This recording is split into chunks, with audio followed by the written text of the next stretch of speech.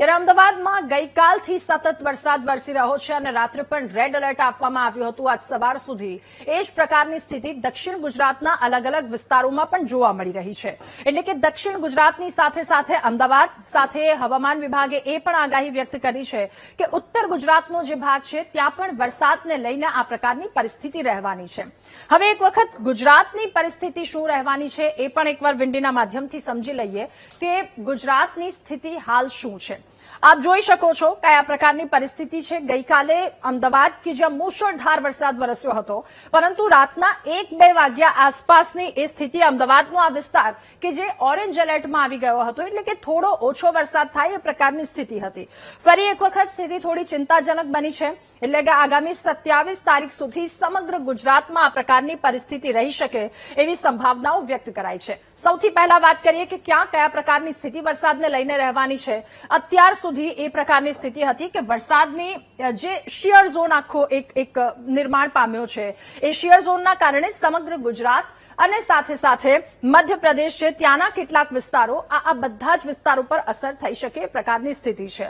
ગઈકાલની જે સ્થિતિ હતી દક્ષિણ ગુજરાતથી લઈ ઉત્તર ગુજરાતનો આખો આ પટ્ટો કે જ્યાં વરસાદી માહોલ આપણે જોયો. સતત વરસાદ એ નવસારી, વલસાડ આ તમામ વિસ્તારોમાં વરસાદ હતો, પરંતુ આજે દક્ષિણ ગુજરાતમાં થોડી રાહતની વાત છે કે ત્યાં વરસાદ ઓછો દેખાઈ રહ્યો છે. ચિંતાના વાદળો હવે આવ્યા છે મધ્ય ઉત્તર ગુજરાત અને સાથે સાથે કચ્છમાં.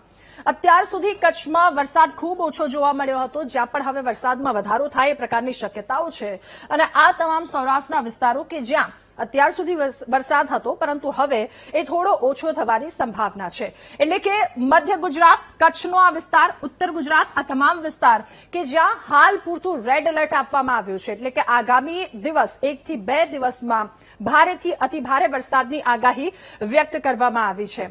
એટલે આ ગુજરાતની હાલની પરિસ્થિતિ છે. એક તરફ શિયર ઝોન, બીજી તરફ ટ્રફના કારણે જે ગુજરાત પર સ્થિતિ આવી રહી છે એ સ્થિતિ અમદાવાદ અને આ તમામ વિસ્તારોમાં જોવા મળી રહી છે. એટલે કે આગામી સમય ગઈકાલે જે સમાચાર સામે આવ્યા હતા, સતત લોકોને સતર્ક રહેવા માટે સૂચનાઓ પણ આપવામાં આવી રહી છે. એક તરફ અહીંયા ટ્રફ જે સર્જાઈ રહ્યું છે એ ટ્રફના કારણે, બીજી તરફ શિયર ઝોન થયું છે. અલગ અલગ 4 જેટલી વરસાદી સિસ્ટમ સક્રિય થવાના કારણે ગુજરાતની આ સ્થિતિ છે. સૌથી વધારે પ્રભાવિત આજના દિવસની જો વાત કરીએ તો અમદાવાદ, ઉત્તર ગુજરાત અને કચ્છ આ તમામ વિસ્તારો રહેવાના છે. સૌરાષ્ટ્ર અને દક્ષિણ ગુજરાત કે જ્યાં અગાઉના દિવસોમાં થોડો વધારે વરસાદ હતો ત્યાં પણ રેડ એલર્ટ હતું, પરંતુ હવે ત્યાં થોડી શાંતિ અથવા તો થોડો ઓછો વરસાદ દેખાઈ રહ્યો છે.